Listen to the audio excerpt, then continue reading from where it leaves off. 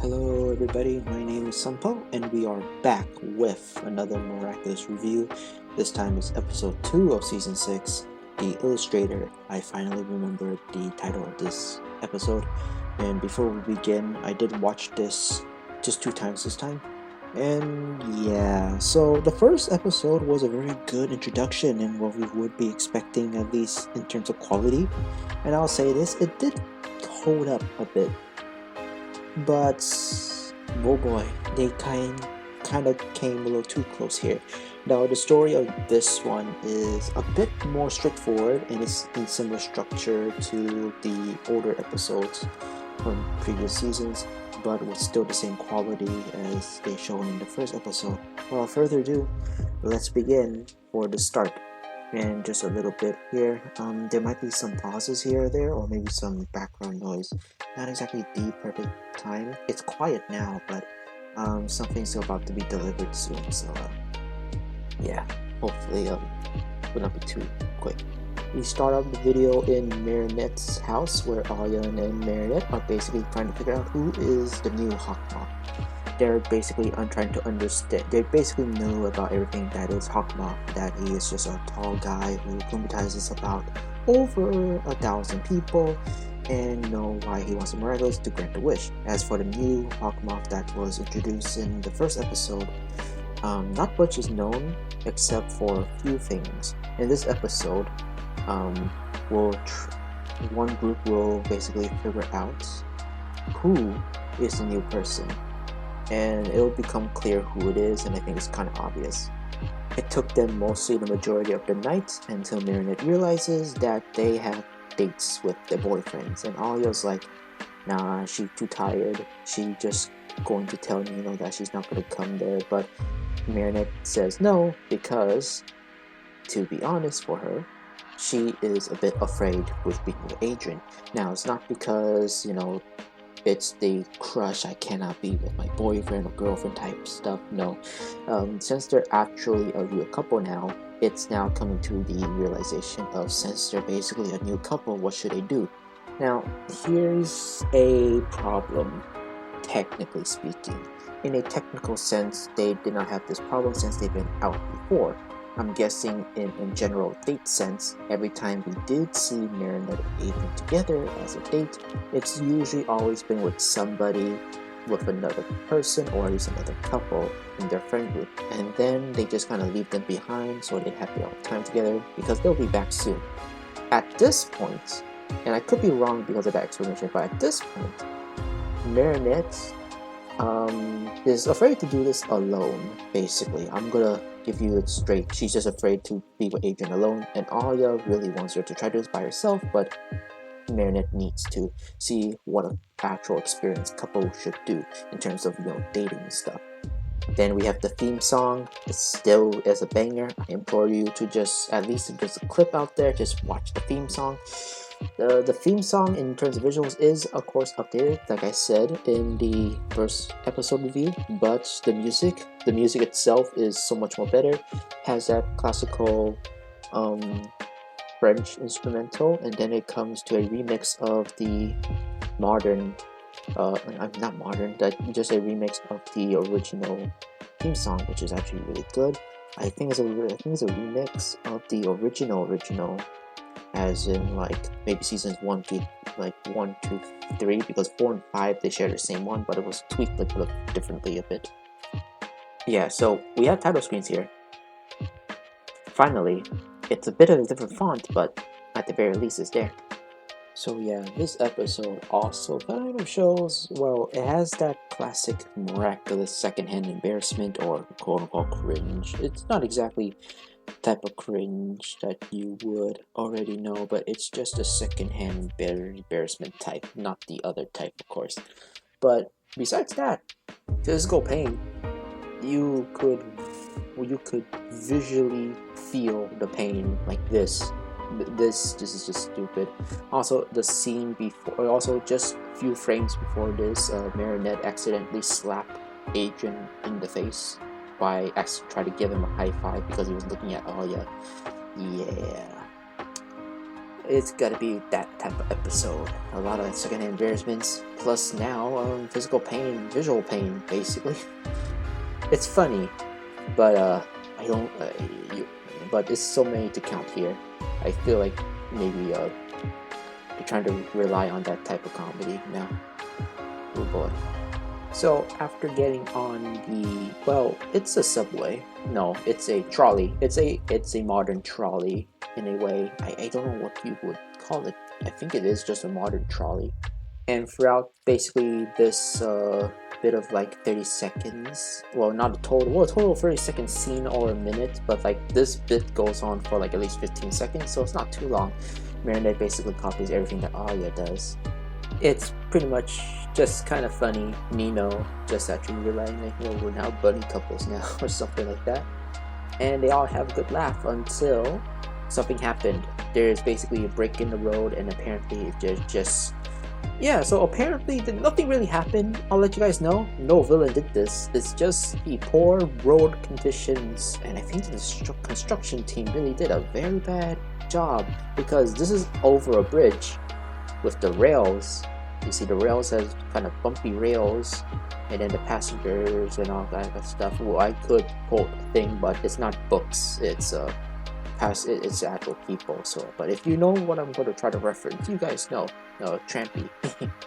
Well, Marinette really wanted to go and help, but there was just a lot of people in the way. Both Aya and Nino, as Rena Rouge and Carapace, basically volunteered to actually take care of this, and to be honest, they did a pretty good job with Adrien and Marinette, since, you know, they're civilians. They already know, because these two have their secrets known already, and I think for the other Miraculous holders as well, yeah, they know, but they don't know each other's identities. That's like the whole thing of the, you know, this series. As you can also tell, Rena Rouge actually changes to her original color scheme. I really love this original color scheme. The blue was a bit much, honestly, but it was like stealth mode in her way, but too much flashy to be stealth. Carapace here, yeah. Carapace is basically just trying to open these doors. Both he and Rena Rouge, of course, just went back of the train. We just rerouted and just kind of go through here to the sides. He basically used shelter, his ability to create a shield under the bridge, so he basically can just deploy his shield anywhere, not just around himself. He can just shoot it out to other places. I think he can do that before, but now it's more controlled, and he can make it grow or shrink at will if he really needs to. Kind of like that one character from Overwatch. I kind of forgot her name. And Rena Rouge made an illusion of a construction site.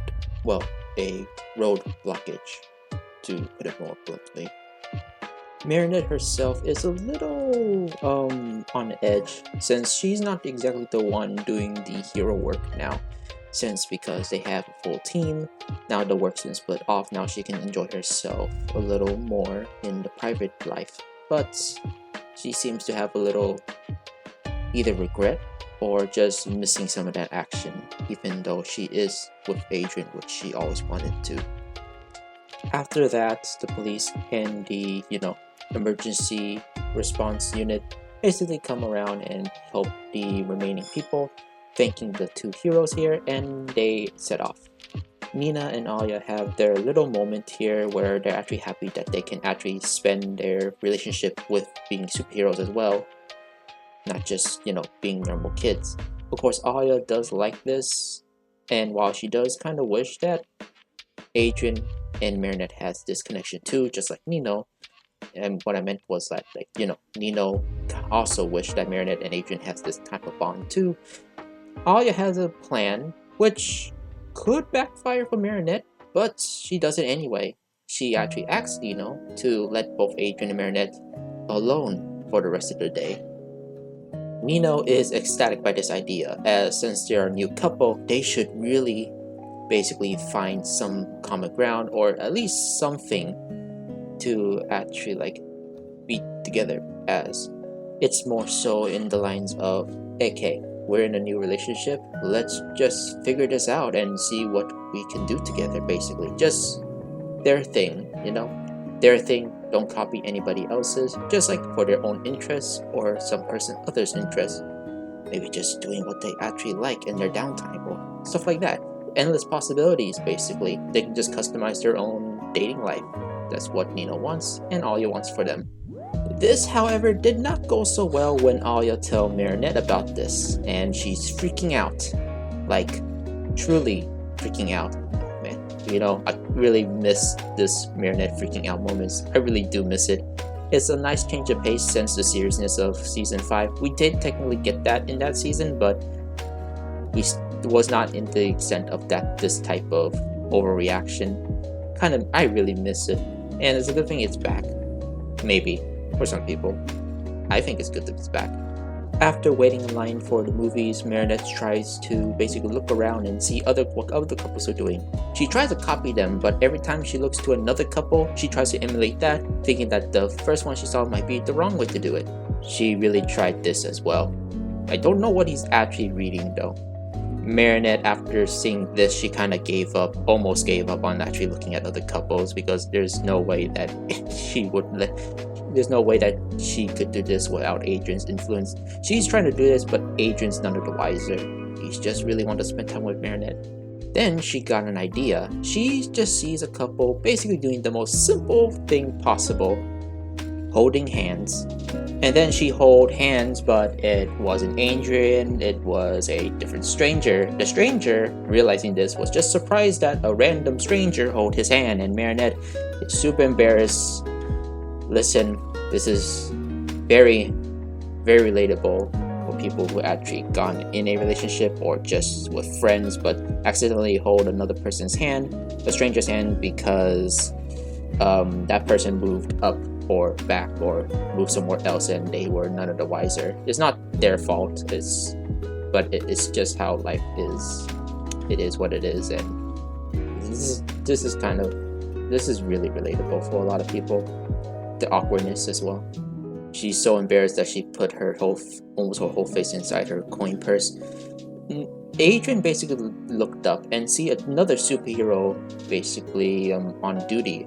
And it took me a while, but Adrian said Ryoku, and yeah, in the design, it does look like Ryoku, so also known as Kagami, the dragon, the user of the dragon Kwami.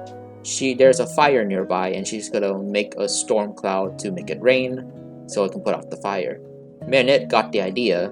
In order to get away from her super awkwardness, she would transform to Ladybug and deal with the fire herself. Tiki tells her that that's the reason why she has a team of heroes, that they can do the small stuff while she can actually spend her time relaxing.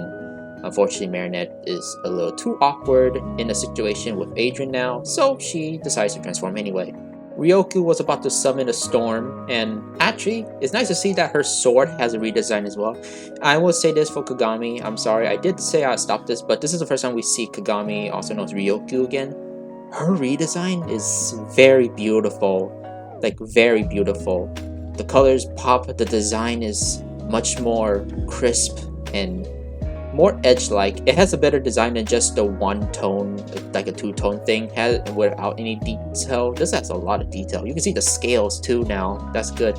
I do like the little horns she has, and the mask kind of makes her look cute. It has that cute flair to her. Unlike her original design, which kind of just makes it look like her, but makes her look cool. This makes her look less intimidating, which I think that's a good thing.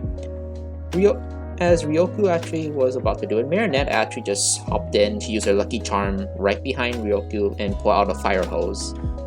Yeah, Ryoku's not exactly going to, argue with Ladybug here, so she's gonna let Ladybug put out the fire. Yes, that lucky charm is an actual fireman hose, and she's using it to put out the fire that's in the building. A little bit too much work because Ryoku could use a rainstorm to clear the fire, but be my guess, I guess. Adrian, like a gentleman, was basically waiting for Marinette outside the theater, and he bought 2 tickets. Unfortunately, by the time Marinette came around, the movie's almost over. To avoid this awkward situation, Marinette decided to have Adrian and her get a drink at a cafe, because that was her excuse of the reason why she left. She just tried to get a drink, but the drinks were not drinking anymore, so she just plans to go to the cafe.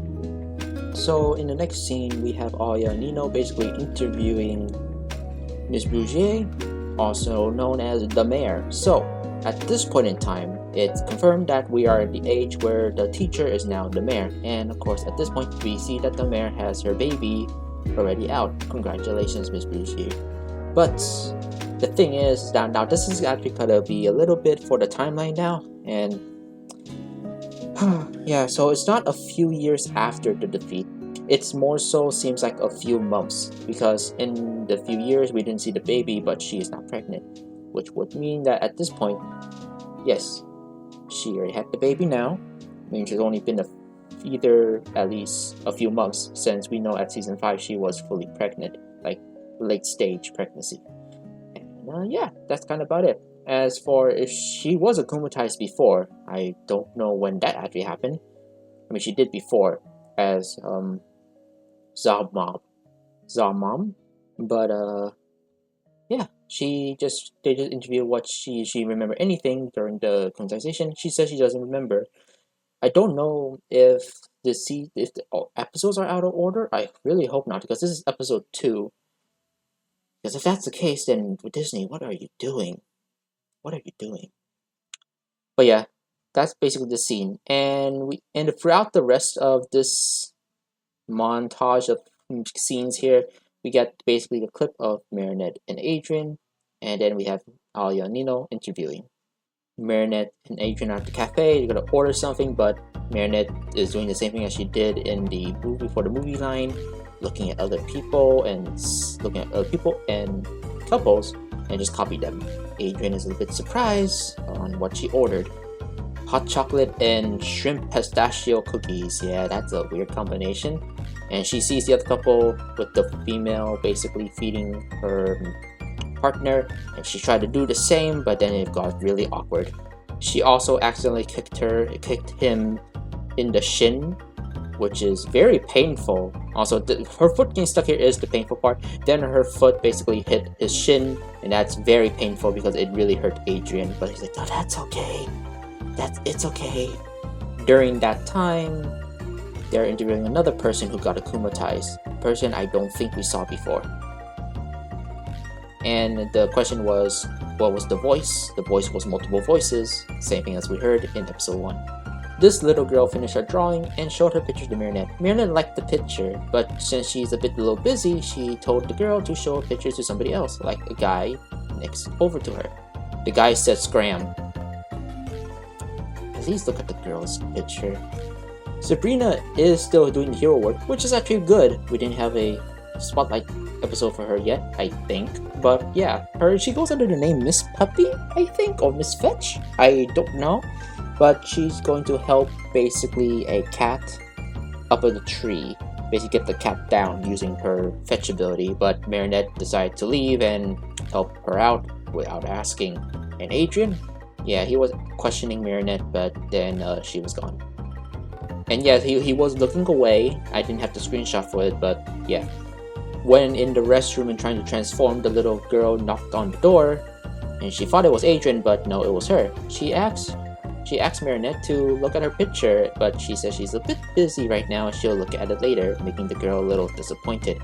I think you know where this is going. Sabrina was about to say recall, but Marinette got it. Sabrina still says the word anyways because, you know, the ball has to come back to her either way. Even though technically the ball did not touch the cat.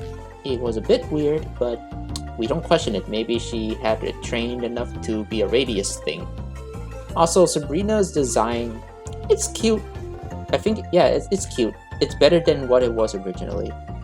Adrian sees Multi-Mouse and Ladybug chasing after her. Adrian decides that maybe it's a good time for him to actually sneak out and do some hero work to question Ladybug if everything's alright. And then he did leave money on the table. Unfortunately, the money blew away. Multi-Mouse was gonna use her power to shrink down and multiply to get the ball under the van, but Ladybug beat her to the punch, basically lifting the whole van by herself with the yo-yo. No matter what you say, that is a very impressive feat of strength right here, just for her. It's not as strong as anything we saw in like season 5 or 4, but still pretty strong nonetheless, and it's with ease instead of effort, without effort basically. Marinette also still finding herself in an awkward position as she's talking to Cat Noir. So Cat Noir asks Ladybug if everything's alright, and she's basically just stating the stress that's built upon for the new villain, the person who was now the new Hawkmoth at this point. Since that person's basically unknown, she now cannot rest and does not want to have everybody else fill up the burden or get caught slacking. So she does trust her team. That's not the issue. The issue is that now there's just a very big equation of the unknown, and she's very terrified about it.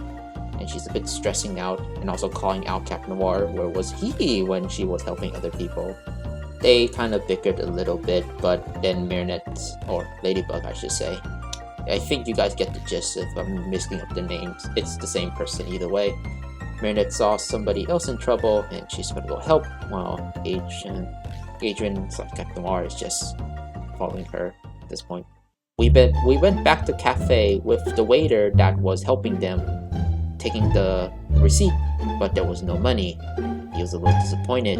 He goes to his boss, and the boss scolded him for not looking at the customer and see if they fully paid or not, basically. That is true, but come on. You know you only have one employee in this whole cafe, apparently. You think it's your fault, owner, for just having the one person and thinking he could do everything. So apparently this whole little girl who's trying to show her picture to everybody, this is the boss's daughter, and guess what happens when she told the father to look at her picture? Daddy is angry. Listen, this guy barely had any screen time. This is like his first appearance, it's only a few seconds, but man, this guy can give an Endeavor a run for his money in terms of treating his children. Basically saying that he just told his daughter to just go and do something else. Dad is busy and he has no time for her. Angrily, I might add. It's not exactly his fault, but again, it is his fault because this is his daughter he's talking to.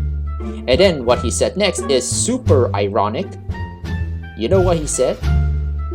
Customers are like children. You have to pay attention and give them attention and treat them nicely. Otherwise, they might not do what you want them to.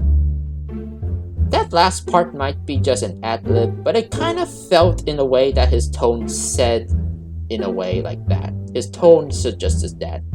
But it's more like you treat customers like you treat with your kids.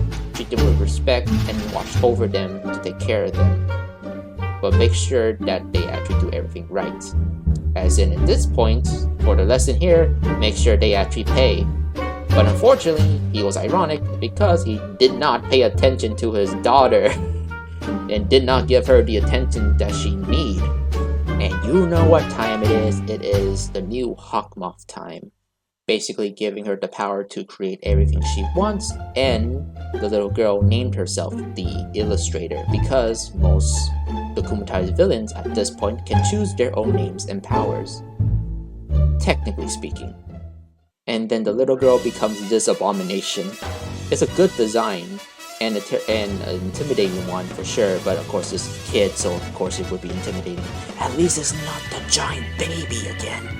Her special power, anything she draws comes to reality. At least it's not coming to life. And at the very least, it's not like she's basically is an animation villain. Because we did that before. Unfortunately, this does feel like a rehash of a different villain. But instead of a person with the creativity and artistry of a quote-unquote experienced master of sorts, like kind of like Daniel or Mark, but since it's a child, basically just spamming stuff.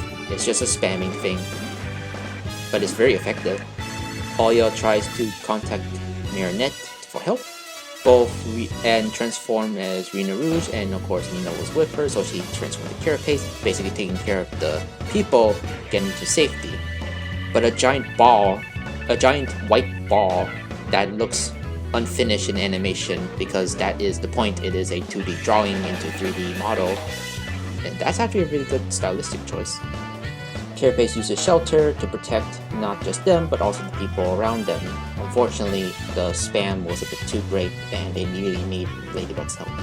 Meanwhile, Ladybug's basically helping the garbage man doing the garbage stuff, and Cat Noir is just still questioning. After getting screamed by Rena Rouge, Ladybug and Cat Noir basically go and help against this akumatized villain. Here's some screenshots of the stuff I was talking about. See the white stuff? Those are 2D drawings, but model 3D. It's actually really good for a stylistic choice. Also saves the money for the animators, you know? Try as they might throughout this whole fight, there's technically no reasoning with this villain for now, so they come up with a plan to basically capture her. It almost worked, but she escaped by drawing a door. You know, why can't most drawing illustration villains do something like this? After using Lucky Charm the second time, oh yeah, this is the second time she used it in the same battle. The first time in this same battle, the first time she did it was a megaphone. The new plan right now is basically, while they're trying to ease the villain into giving up her akumatized object, they decide to actually do some questioning about who this new Hawkmoth is. To be honest, it's a good plan. Unfortunately, it's not that easy, and we basically get a rehash of basically what was answered in the other stuff that will happen in the interview sections. But at least it's a good recap, because, you know, Ladybug and Cat Noir did not know this yet, and it's just to confirm everything. Basically, a confirmation of sorts, if you will. She's willing to do a trade. Her newly acquired art supplies for her sketchbook. The sketchbook is magic, as said by Hawkmoth. I mean, yeah, Hawkmoth. Not, you know, the Hawkmoth, but the Hawkmoth of this season. You know, the new one. Maybe it's hard to say. I should say new Hawkmoth, but maybe just saying Hawkmoth. I think it still gets the point across. Either way, the only requirement right now is that the sketchbook is magic anyway, but the art supplies are not.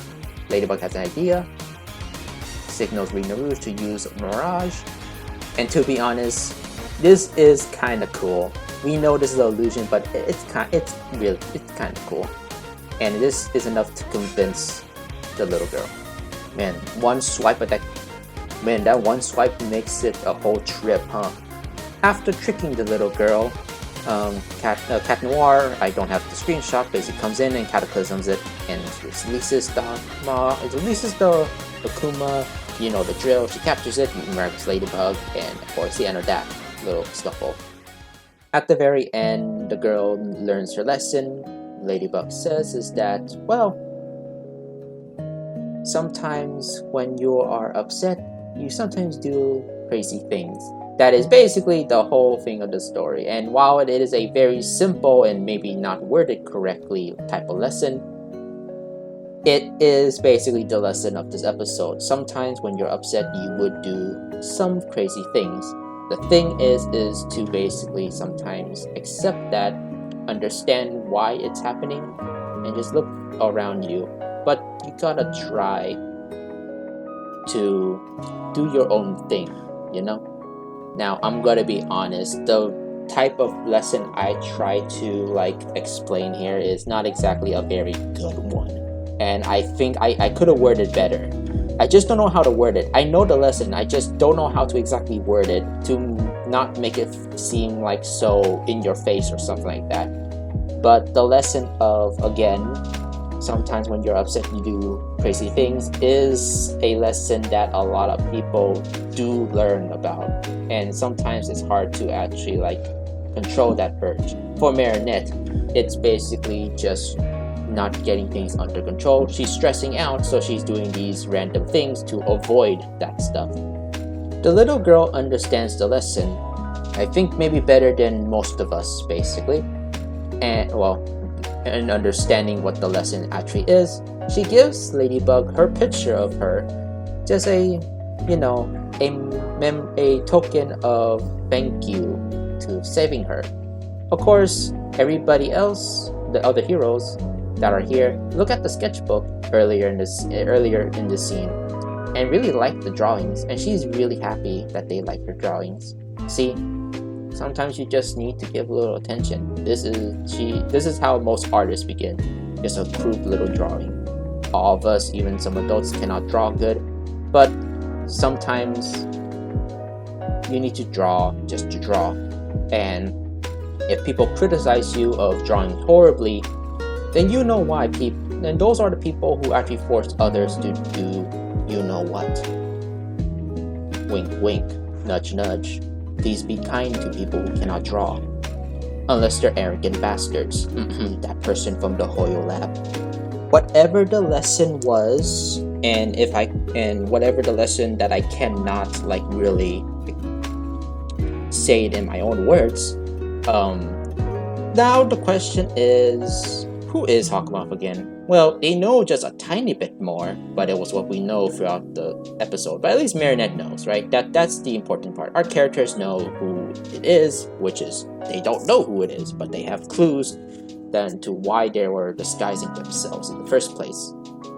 Marinette told Alya that everything's okay, and she has an idea. She told Tiki to do the ritual. If you don't remember, it's a little dancing ritual where she twirls around and spits, and there's a magical gem.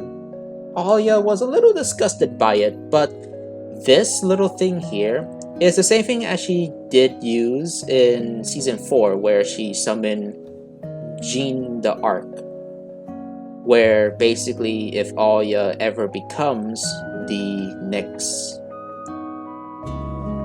Ladybug, basically, as she does trust her at this point, since she can be a very good Ladybug like her, maybe better, like definitely better.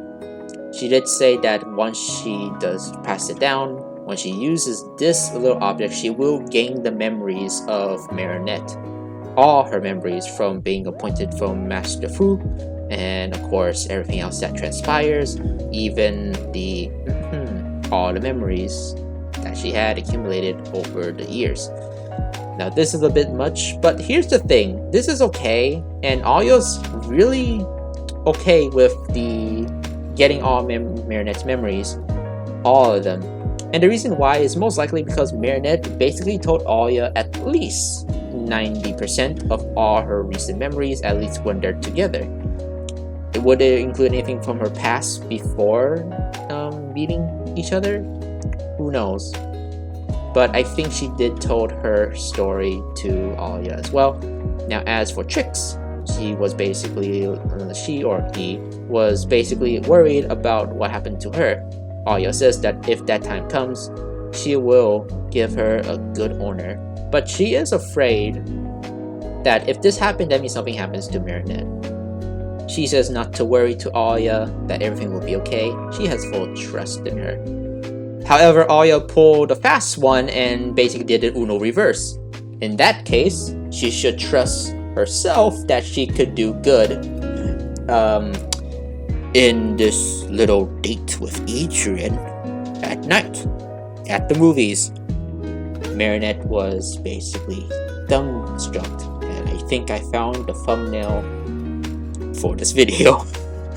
Well, maybe one of possible 3, but to be honest, YouTube does not allow me to do the test anymore. But I'll think of something. But this might be the thumbnail, despite how weird it is. Just look at those eyebrows. They're at the movies, and Adrian was second-guessing himself if he wasn't actually a good boyfriend and all that stuff. Marinette reassures that he is good, the problem is herself. Thank God. Another thing that Marinette actually claims to herself. Sometimes Marinette does claim that that she is the problem, but she sometimes sways it out of her direction and says it was something else. While that is true, 80% of the time that is true, for the most part she doesn't take full blame, and there's a lot of times that she should take full blame but sometimes with the explanations that she given us, the viewers, and of course to others, it does make sense 80% of the time. But for this time, she does actually mean it. The only reason why she was very crazy and dodging Adrian was that she was really upset. She's new to this dating stuff, and well, since they're actual couple, her dreams come true. They originally they don't know what to do next, but they have friends to just hang out and they can just be together with the friends without any awkward situations. Now it's just, how can we do this just the two of us? And that's about it. Adrian says that they'll think of something. They're just gonna do their own thing. They don't need to do what anybody else does. Just their own thing. And that is what most couples should do. I feel like most people who are in a relationship, be it minor or a serious relationship, at the very least, if you are going to hang out together and if it is just the two of you, just make sure it is something that you two are comfortable with. And of course, as long as you enjoy each other's company, you can basically do anything. Again, the possibilities are endless possibilities. But sometimes there will always be those awkward moments, but if you feel uncomfortable, you should have to tell each other. Be honest with each other, and that's about it. Now, both Meredith and Adrian aren't exactly fully honest because you know what. But for the sake of a cartoon, for the sake of a superhero cartoon, we have to forget about that and just focus on the here and now with them as civilians. We have a little wholesome moment here, and here is the ending. Yep, a very simple one, very cute. This is the girl's drawings. And the dad redeemed himself. Look at that. He is paying attention to his daughter and actually drawing with her. Now that is a wholesome moment. Man, this is technically Endeavor's whole story in a few seconds. I'm just kidding. I know there's a difference. It's just a joke. Do not get that too serious. But I mean, to be honest, this is a redemption the dad kind of need after that first blowout, and we all kind of hate him for that, for treating his daughter like that. But hey, at least he's doing something right, and hopefully he forgives that waiter too. That waiter did nothing wrong. It's not his fault. He should really get more people working in that cafe though. We do get a ending credits before the ending credits scene, where we see the new holder outside, actually writing in a journal of sorts. Now, it's most likely, and I'm gonna bet this, if I'm gonna assume, and I doubt it, that this is not Lyra or Lila. Just trust me, it is Lila, right? But either way, if this is not, then I'm gonna assume that this person is an actual mute, who actually we're only hearing her internal dialogues, and she's writing this all down because she needs to get her thoughts in order. She's at the same cafe, but she's always been out of view, meaning that she was looking at them the entire time. Or at the very least, this might be after, so she might be taking a break. Who knows? She was in that library for a long time. And okay, I'm gonna say this before I get to my thoughts and feelings. The last line was very bad. This episode in general is like a very above average episode, but this last line that she said, and it is the last line of the entire episode, it is really bad because I think she repeats a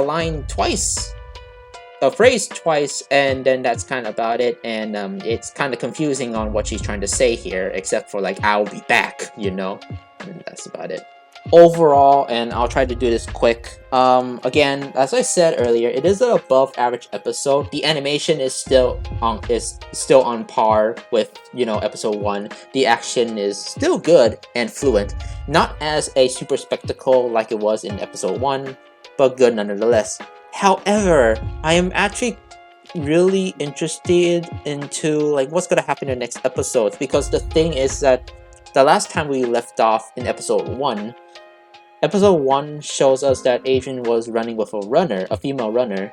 This one seems to not actually go through that route and actually shows us a different one.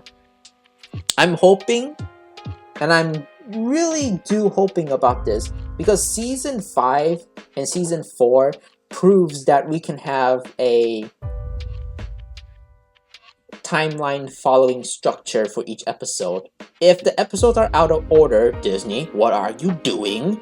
But yeah, I'm hoping, because here's the thing: if the next episode starts where if episode 3 starts where episode 1 ends, we'll have a serious problem, because I would not expect Disney of all companies to actually do something like that.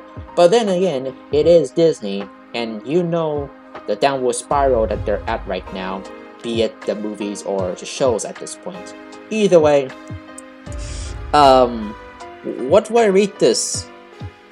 It is an above average episode, and it is reminiscent to season 2 at the very least.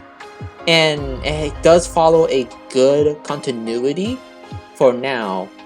In terms of the time skip, I am a little upset that it is not far from the future, but then again, seeing what episode 1 was, I'm kind of glad that we didn't actually skip all the way. And it's a good thing we were seeing in the middle of that time skip now. It's kind of like Dragon Ball Super, trying to do the filler between the Buu Saga and the Z. But then again, let's hope it's not like Super, where they kind of forgot that that was a thing. Hope not. But yeah, that's kind of about it. Ending score, 7 out of 10? Yeah, I'll say 7 out of 10. It's a solid 7 out of 10, or at least an 8 out of 10 on a good day. However, if the continuity, the timeline is messed up because of Disney's episode airing order, if that is the case, then we have some problems. And in this episode, because we see a good timeline to start with, and of course the beginning is not where episode 1 ends, if that's the case and we have some continuity errors in because of episode airing, I will give this possibly a lowest at 6 out of 10. It is just an above average episode. There's nothing too substantial, but if we do go back to the basics, and hey, I really like the basics. I'm a very easy guy to please in terms of like shows and whatnot. Yeah. Either way, my name is Paul. Sorry for taking so much of your time. I'll see you guys next time. I don't know if I'm going to edit some stuff out. I have a lot of things to say, but at least it's not like an hour long like last time. Speaking of which, I think it's almost that time. Oops. But hey, at least you don't hear me gush about everything, huh?